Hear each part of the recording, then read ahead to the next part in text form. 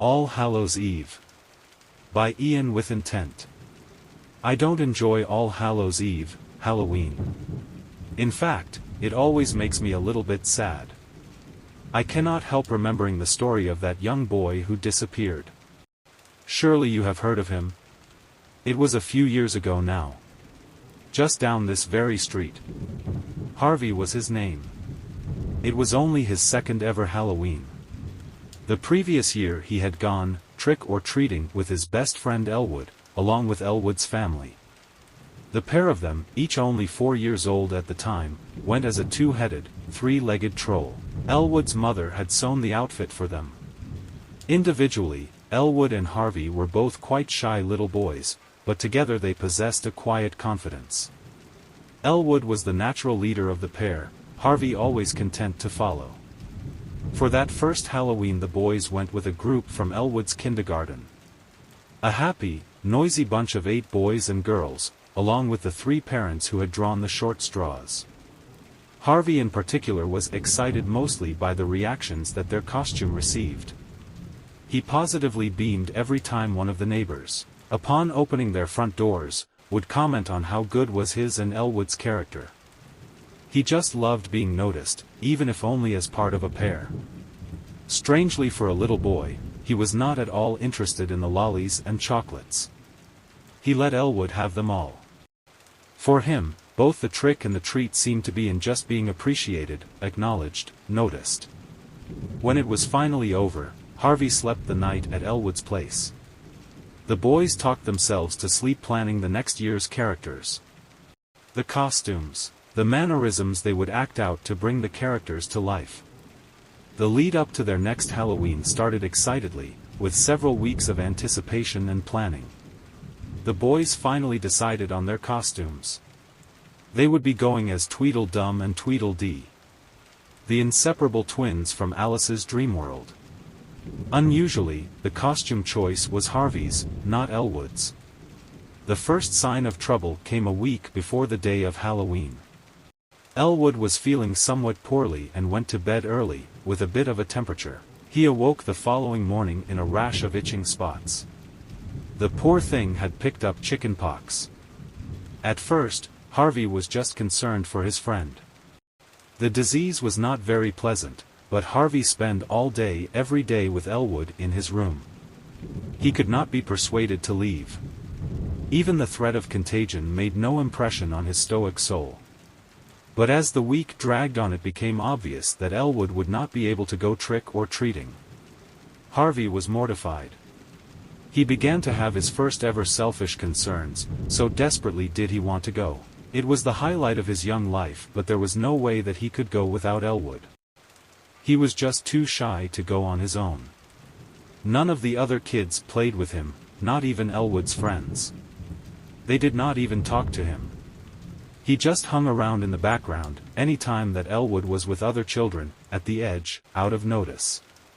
He complained to his friend that it wasn't fair. But Elwood, still itchy and grumpy from the chicken pox, and not a little annoyed that he too was going to miss out, got angry and lost his temper at Harvey, for the first time that either could remember. "Why don't you grow up and go on your own?" he shouted at Harvey. "Stop being such a baby." Harvey said nothing. He just sat there, taking Elwood's frustrated tirade. When Elwood finally stopped and rolled over in bed, turning his back on his friend, Harvey walked away in silence. Come the afternoon of Halloween, Harvey somehow found the courage to join the kinder group. He had on his costume, a rather forlorn-looking Tweedledee, and he walked along at the back of the group. Totally unnoticed. To start with, Harvey didn't mind that the other children ignored him. He remembered the warm feelings he had felt the previous year, and walked up to the doors with quiet anticipation. But with the first house that the little troop attended, his confidence and joy shattered. As he took his turn, at the end of the line of giggling ghouls and laughing fiends, door after door closed in his face. Not one comment on his costume. Not a single piece of candy.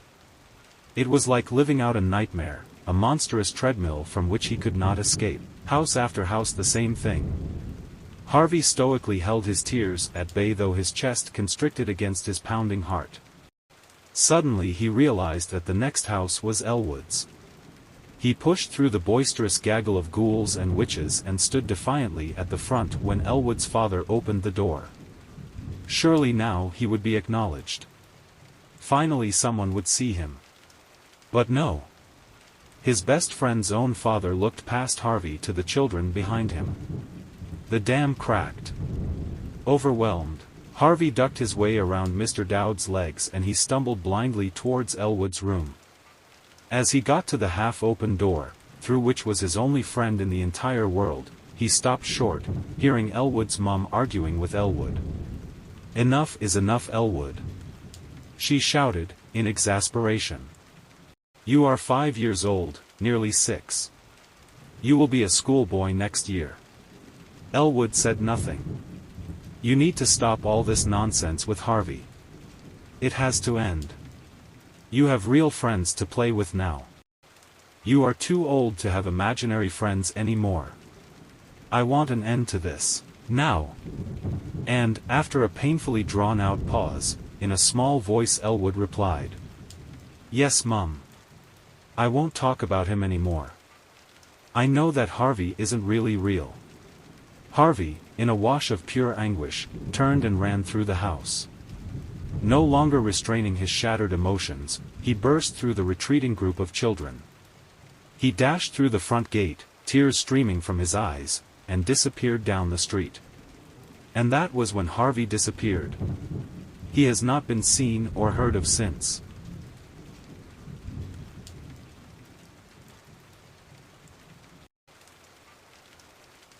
Friends Forever.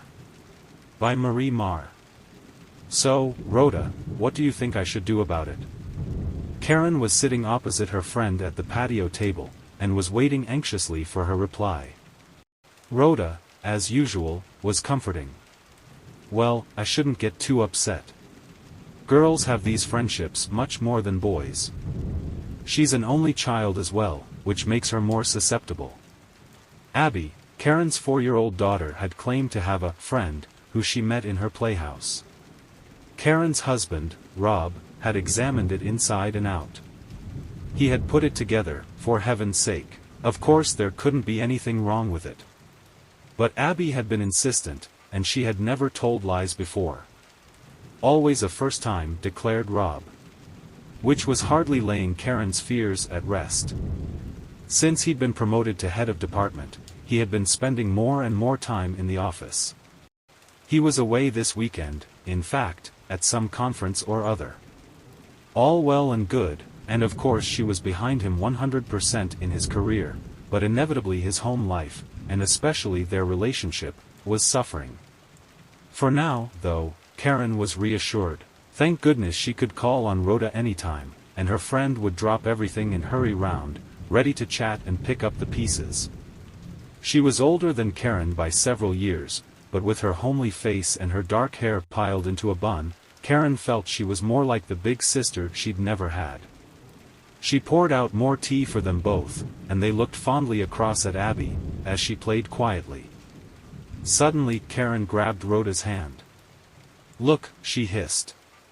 "She's going into the playhouse now. Listen." The two women held their breath, but the noises coming from the playhouse were of Abby pottering around on her own. Suddenly her words became clearer. She was speaking to someone. "Oh, hello, Lucy. Have you brought your dolly to show me?" Silence. Then Abby spoke again. "She's nice. What's her name?" "Oh, that's pretty." Quietly, Karen and Rhoda walked over to the playhouse. Crouching low, they looked in. Abby was alone. Karen spoke through the window to her daughter. "Abby, where is Lucy?" "She went out of the back door, Mummy." Karen looked to where Abby was pointing. The little door on the back of the playhouse was open, and moving slightly to and fro. But the house was pushed up against the fence. And no one could have got through that. The fence was well made and solid. Rhoda spoke softly. "The child is just using her imagination, Karen. There is nothing sinister. But with a trembling finger, Karen pointed inside the playhouse. Is that so? Well, look, then. Lucy has been here. She's left something behind. Karen was pointing towards a doll with flaxen hair and Victorian print dress, sitting in a child's chair. Cornflower blue eyes on a porcelain face stared at the newcomers, the rosebud mouth looked mulish.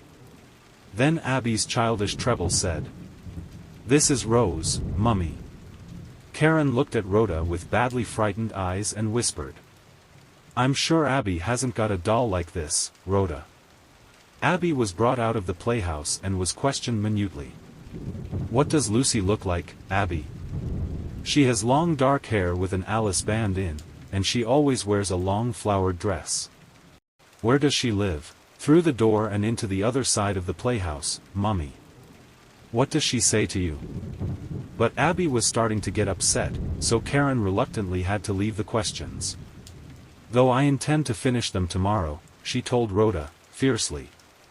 Rhoda left then, and when bedtime came, Karen was surprised and ashamed to find that she was more nervous than Abby of the dark corners of the house. Karen wanted to leave the lights blazing. She wanted to banish the shadowy shapes which lurked at the edges of her eyes, because she feared that if she turned too quickly, one of them would resolve itself into Lucy. She would return, Karen was sure, to look for her doll, Rose. "Oh, God, Rob, I wish you were here," she whispered. However, the night passed without incident, and, when Rhoda arrived the next day, Karen reiterated her intention of questioning Abby. She brought her into the playroom. "Well now, Abby. Are you going to tell Rhoda and me the truth? Why are you saying you have a friend called Lucy? Who gave you this doll? Who has been putting all these ideas into your head? Come on, Rhoda and I are waiting." With a puzzled look around the room, little Abby spoke. "You gave me the idea, Mummy." Karen was astounded. "Me? Yes. You're always talking to someone called Rhoda, but I can never see her. And neither can Daddy, because I heard him telling someone called Joe about it on the phone, saying it was driving him mad." Karen's head was reeling. To hear such a thing from the mouth of her daughter was shocking. Fearfully, she looked around her. Rhoda was gone, and she felt a terrific sense of loss. She had been her lifelong friend, and she'd missed the comfort her presence brought. Karen looked at her daughter. Abby's calm, steady gaze brought her solace. She deserves more than one parent, thought Karen. "I'll ring Rob, ask him to come home early. We'll have to spend more time together. And I shall want to know who Joe is." She stood up, filled with a new purpose, and went into the hallway to phone her husband. Thankfully, he reminded her that Joe was in fact Joe, their mutual friend, Joseph Hunt. They laughed together over that, and both seemed to realize it was the first time they had laughed in ages. "Rob, I'm sorry. I know I've been, well, difficult, lately. When I get home this evening, we'll talk. See if we can't iron things out," said Rob, in a new, soft sort of voice. "You'll soon see that all this stuff about ghosts in the Wendy house is just nonsense. You've just been getting yourself all wound up." "Yes. I really think you could be right," said Karen, meekly. Abby, left to herself in the garden, turned to greet her friend, Lucy, who was walking through the playhouse window. Lucy had come back for her doll. The end. They Didn't Know. By Libby Carter. You know, when I said, "Let's initiate Blythe," I really meant that we should drive all the way to Wormslow and make her run. "Not this," I huffed. "Considering you're the daredevil of this group, I'm surprised you aren't all for it." Blythe laughed at me in surprise. "While I'm aware that I seem to be a rebel who doesn't care, I'm not interested in dying tonight. I mean, I at least want to make it until they serve nachos again in the cafeteria."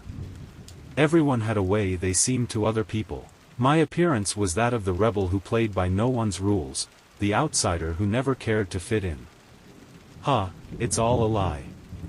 My mother always taught me that appearances were just appearances, and that people only look how they want to. And they don't want to show their true selves. I don't either. My friends may be my best friends, a luxury I hadn't ever had before, but they still didn't know me entirely. They didn't know.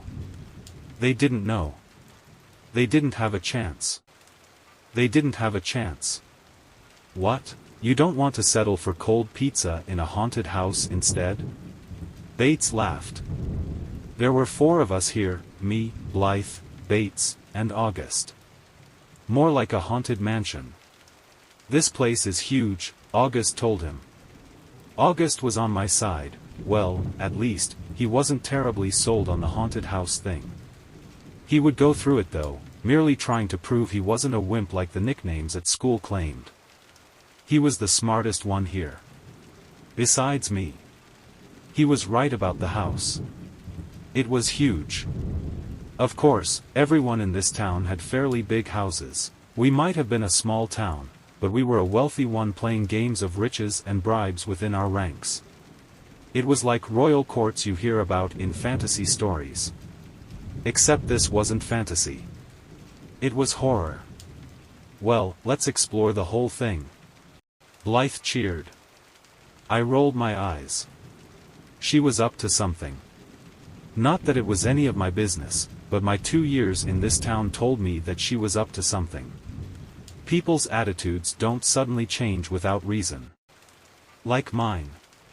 But I have reasons. They didn't know. They didn't know. They didn't have a chance. They didn't have a chance. Blythe was always the cautious one who looked out for everyone and made sure the boys didn't do anything too stupid. And I was the one who dared them to do the stupid things they do anyway. What can I say? I like to laugh. Well, what are we waiting for? Let's go in. It's almost dark anyway. Thank God it was June and the sun didn't set till late. That way I could spend less time in the horrible house. I'm sure the first question you're asking is, Atlanta, why are you going? Well, reputations are everything here, where I have to spend at least another 2 years before college.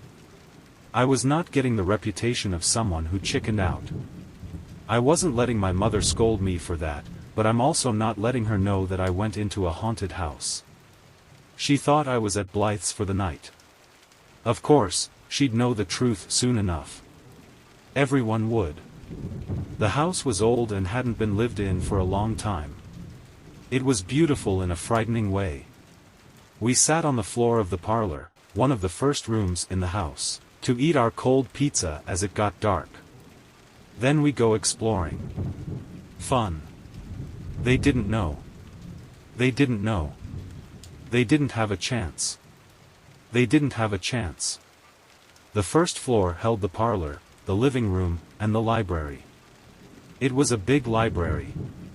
I would have been in paradise if it wasn't empty and not creepy. Spiderwebs had taken over the corners of the rooms, and the lights flashed every so often. All the doorways come to points at the top of their arches. Ripped and faded curtains covered most of the windows. We decided to go upstairs first, instead of to the basement. That was their first mistake. After coming into the house anyway.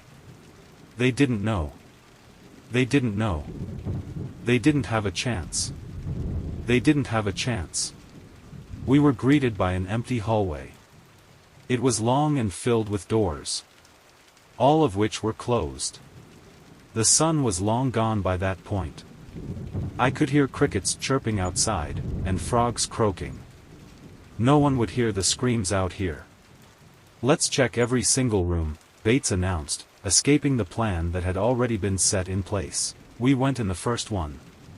It was uneventful except for the door closing with a loud squeal while we were all inside. Bates did it to scare the rest of us, Augie and I easily, and Blythe who was frightened almost more despite her attitude at coming in here, but he denied ever doing it. That's because it wasn't him. They didn't know. They didn't know. They didn't have a chance. They didn't have a chance. In the hallway when we were going to go into the second room across the hall, our flashlights burned out. All of them. At the same time, it was pitch black. I couldn't see my hand inches from my face. They didn't know. They didn't know. They didn't have a chance. They didn't have a chance. I heard the door to the room squeak open, and then the flashlight in Augie's hand came back on. Blythe and Bates were gone. Augie and I didn't say anything at first. His face held terror, and I'm sure mine did too. We called out for Blythe and Bates, but the only answer was screams behind the locked door of the second room we never saw. We went deeper into the house looking for a way to pick the lock and get to our friends. We didn't find anything on the second and first floors. So we went to the basement. He didn't know. He didn't know. He didn't have a chance. He didn't have a chance. My heart was hammering in my chest. I couldn't hear anything else, only my own errors and denials. The basement was where the kitchen was. There was a figure in there when we arrived. Blythe? Augie exclaimed happily, overjoyed to see our friend again. It wasn't Blythe. The girl was dressed in a white gown. A wedding gown. Her hair, which had probably once been extravagantly arranged, was fallen and many pieces were astray. She held a bouquet of rotted flowers in one hand, and a bloody dagger in the other. This was the girl the town often talked about when they mentioned the house we were inside. She had been married here 11 years before in the gardens. Only her groom didn't make it to the ceremony alive. There was a knife in his heart when the bride came down the aisle. She left footprints as she went towards him, footprints of blood. The town believed she'd killed him, but she fled before the police could catch her. When I first heard the legend, I knew that one day she'd return for her revenge. She reached towards Augie, who screamed out in terror and rage. He didn't know. He didn't know. He didn't have a chance. He didn't have a chance. I screamed as she moved her knife towards him. I ran out of instinct to go into a closet. I should have left the house, but I needed to know if they all died or not. I sat there, tears streaming down my face and biting the sleeve of the sweatshirt I insist on wearing in the summer. I couldn't be heard. Not then. I couldn't let those real feelings show. Only the fake ones. The door screamed with me when it opened. The bride with her bloody knife stared me down. Is it over? I asked. They never knew. They never knew. They never had a chance. They never had a chance. And now it's too late. My older sister and I left the house. She headed into the woods to clean herself up, but not before leaving her veil covering Augie's body. It matched nicely with the gloves on Blythe and Bates. I walked to the police station crying, ready to report the mysterious unknown bride ghost who killed my friends. No one will ever know. No one will ever know. No one will ever have a chance. No one will ever have a chance. Not against us.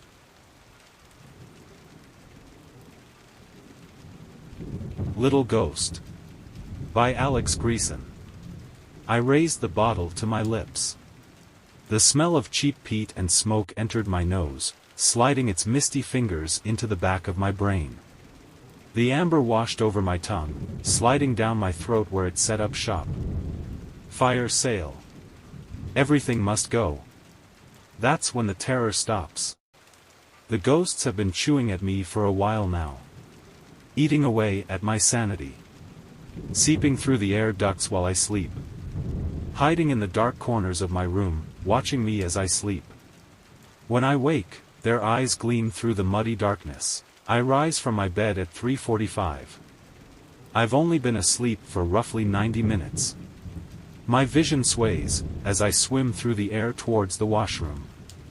They watch me tiptoe, as the carpet fluff squeezes through the spaces of my toes. My identity has been erased. Who am I? It takes me a second to find the greasy spot on the wall where my hand rests every time I come in here drunk off my ass, barely hitting the toilet bowl. When I'm not drunk, I can smell the walls. A faint ammonia-like smell wafts into my nostrils. An alarming signal that I need to clean the bathroom. A sip of cheap scotch will fix everything. It always does. The ghosts are in full force before 1 p.m. In the early morning is when they are hungriest. A constant vibe of darkness lurks behind my skull. I cook at the busiest restaurant in town. It's a good living, but they dangle the carrot in front of me ensuring I never leave. Every night, I try to subconsciously recreate the adrenaline rush of a busy service by slamming endless amounts of alcohol back into my skull. I'm not the only one. The rest of the cooks, save for a few old-timers who can't drink anymore on account of the fact that it will kill them, rest their grease-coated arms against the cold marble of the bar top at the end of their shifts. A cool grounding, giving them a moment of reprieve before they enter Shot City, blasting away at their brain cells like a game of Space Invaders. For me, the Space Invaders are those pesky little memories I cannot seem to shake. One shot, boom, away goes the time I shaved my father's face before he succumbed to cancer. He was unable to, due to the stroke that had decimated his former self, leaving him a shell of a man. Boom. Another one. There goes my mother's suicide attempt when I was 11. I was home that day, just so happened to pick up the distress call to my father. I've done something bad. That ghost loves to sink its claws in, as pools of blood form around the wounds and drip down into the base of my brain, drowning any form of a normal childhood one might experience. By the time we exhaust the cold beer supply at home base, we sprawl into the night, loading up the local bars ensuring their staff will make bank. With each drink, we keep the enemy line tight. The ghosts stay back, transparent bayonets in hand pointed directly at us, waiting for the right time. The main residence, our home away from home, is where we go at the end of the night. We are welcome here because we empty the fridges and fill the tills. This is when the real party begins. This is also when I see him. The bloodthirsty monster that feeds off my waning sobriety. I load up a shell, cock back and boom. He's gone. The cocaine obliterates him. In steps an impeccably dressed, Oxford-patched professor, a ghost accountant of sorts. He's here to take inventory. To present my trauma as facts, instead of feelings. This is about the part of the night I try to forget. This is when I become the ghost. I attack my pals with one sad, depressing thing after another. Raising the hairs on the backs of their necks, unaware of the damage being done. My brain keeps cool, ejecting one hot shell after another, as the smoke rises into the air, choking those who haven't left already. Happy faces morph into sinking heads that bog down into the fog that spews from my mouth. I have become an exhaust pipe. Existing without any purpose but to rid myself of the fumes. The remaining men have scattered into the early morning, most likely to escape the toxicity of my past. I flush the empty, white-coated baggie, along with my shame from the evening. I look towards the ceiling vent. It'll be crawling out of there any time now to feed on my sleepless anxiety. I've become a delicacy for these creatures, as my brain prickles and buzzes trying to count the sheep that bounce along in my head. The only one I don't see is the one in the corner. I've stayed up too long for the shadows to hang around.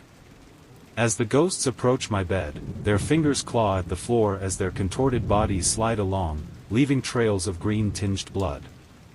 I lay awake, staring at the ceiling, avoiding the thought of what they might do to me. My heart pumps faster and sweat begins to emanate from my pores. I bring the duvet closer to my chin, raising it over my face like a child would do when threatened by a monster. The scratching stops. The room is silent. I hear no movement as I stare into the darkness covering my face. I slowly lift the blanket, and I see them. Crowded around my vision, eating at my guts. Taking any semblance of my sanity with them, bite after bite. I am devoured. I am alone. I think of that day as the best day of my life. I would not be here if it had not happened. As I walk around the house now, making coffee at the hour that I used to fall asleep, the scariest thing I can imagine is the thought of my 2-year-old toddler accidentally grabbing my privates in her death grip, asking me to pick her up from the floor and love her a little more. She shines a light so bright that those monsters don't get close anymore. I have no time to drink, so I must live with them. They stay in the vents, and in the walls. Watching. Waiting. Scared shitless of that bright little star that throws goldfish crackers all over the house. She has become their ghost.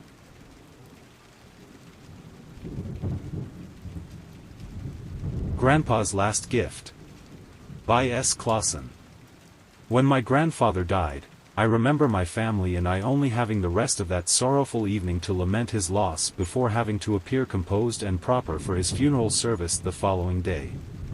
I'm still not entirely sure how we managed it, but we did. I could say the same about any number of circumstances that have occurred throughout my life. You must chin up and carry onwards, dear Victoria, my dad would always say. The sorrows of life will not wait for you. I wasn't sure if I had the heart to do what was expected of me, if I could handle such a thing. The only thing I knew for certain is that everyone was bound to find out one way or the other. On that bleak autumn morning, all of the inhabitants of Delilah packed themselves into the confines of the old Westwood church to honor his memory. How old or sickly they may have been was of little consequence to anyone involved. The news of his death traveled swiftly, and they were all drawn to the service to pay their respects, as was tradition in the old mining town. Tradition was important there. It was everything. Standing room only wasn't an adequate enough expression to really justify it. Those people were literally crammed in that dilapidated church, sitting shoulder to shoulder like sardines in a can. There was barely enough room for the 4 rows of wooden pews. Their red velvet-lined seats were completely obfuscated by the mass of black-garbed mourners. Dressed in our Sunday finest, my dad, my brother and I were corralled up at the front of the church next to the gleaming oak coffin. Across the room from us on a raised partition sat a worn oak pulpit. We were completely trapped in our positions, unable to get away for even the briefest of moments, not even to get to the bathroom because of the sheer wall of bodies. It really made the experience all the more delightful. The creak of the old wobbly ceiling fan echoed throughout the church, which was as silent as the grave, save for the various coughs and quiet groans from the ancient wooden floor as it shifted beneath the weight of the mourners. I kept looking around, anywhere and everywhere except for inside of that coffin. I'm not entirely sure why, but there was something just so wrong to me about how Grandpa Cliff looked in there. He was so rigid, so very pale. Even his hands, which were clasped around the small silver dagger resting on his chest, looked as if they were unnaturally contorted into that position. It genuinely looked as if they were made of some kind of wax instead of flesh and bone. The small smile the mortician saw fit to add to his lips after stitching them shut was just the cherry on top of the uncanny sundae.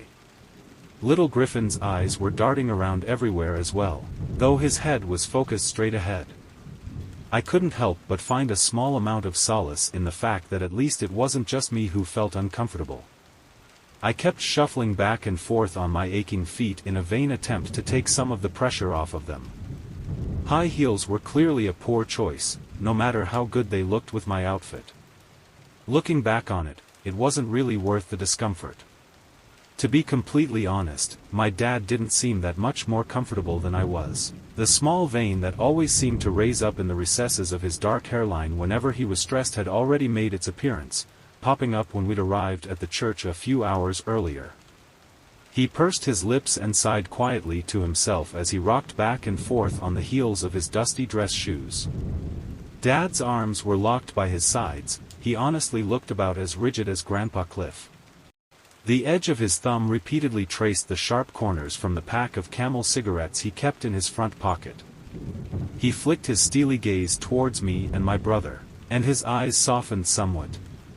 Maybe he had found that same solace, that sense of schadenfreude with me that I had with Griffin earlier. If that were the case, I wouldn't have minded too much, I would have been happy that he found any sort of consolation at all. It hadn't been the easiest 2 years, especially after Mom died. And there we were, in the same church, in the same spots, listening to the same preacher begin the nearly exact sermon on death and resurrection, while we all refused to acknowledge that dead family member that laid only a few feet away from us. The only major difference between the services were that instead of standing on my right with a comforting hand on my shoulder, Grandpa was quietly lying in the place of honor. Talk about déjà vu. The little old man, who had been the preacher at Westwood Church ever since my dad had been a child, was more ear-hair than human being at this stage in his life. In stark contrast to his swathes of ear hair, the top of his wrinkled head was as bald and round as an egg.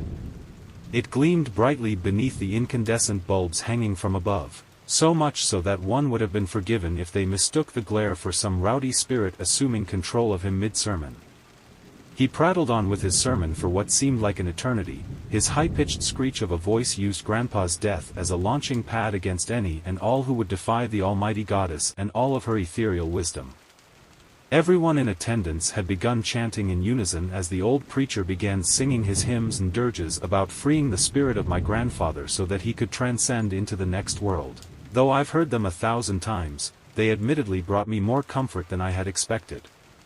Despite the stifling heat produced by the sheer amount of bodies in the room, a chill had started forming in the air. I shivered slightly, but I tried not to let my discomfort show too much. There was still the offering to contend with after the burial, and I didn't want to be seen as an unworthy successor. I felt my brother's clammy hand take mine, and I looked down at him and smiled. It was easy to forget this was only his second time attending a funeral, and he was far too young to really remember our mothers, though it wouldn't have been an adequate comparison in any case. Neither of us had participated in her ceremony, and that cold sort of feeling just wasn't present there. Plus, he wasn't used to the traditions of Delilah any more than most regular folk, but unlike those who lived outside of the borders of her township, he would learn. As the old preacher shrieked the conclusion of his final hymn, he produced his small, silver dagger and slowly thrusted it skywards, towards the matte white ceiling. "Children of the western wood, rise and anoint the fallen," he screeched. Everyone in the pews rose together, pulling their pointed black hoods over their foreheads as they began unsheathing their own daggers. I reached back to the ceremonial hood that I had affixed to the nape of my dress and pulled mine over as well. Griffin struggled to get purchase on his, reaching back and clumsily pinching his fingers together unsuccessfully at the slick black fabric. Ever the dutiful sister, I leaned over and quickly helped him get situated, adjusting the cowl so that it wouldn't slump over his face. My dad beamed with pride beneath his own hood as he looked on. He wasn't the most verbal of parents, but that was okay. It wasn't hard to discern that he really cared. I looked up to him and smiled as we withdrew our silver daggers. It was with his strength that I was finally able to cast aside my somber feelings and really participate in the anointing, as was intended. Dad nodded in approval as Griffin and I descended on Grandpa Cliff's body, our daggers cutting deep so that his soul could be freed from the confines of the dead vessel. Dad's expression barely changed as little flecks of blood splattered across his stoic face. I'm still not sure who was the recipient of Grandpa's soul that day. I have my suspicions, but I try put them out of my mind. It makes it easier to treat everyone in Delilah with respect if there's the possibility that they're now his vessel, testing me, challenging me to do better, to be a better person. So I just appreciate the positive changes that I've noticed with my family, and the change I've felt in myself as well, and I like to think maybe him and my mom had a hand in it. Grandpa would have been so proud of us. I'm so proud of us.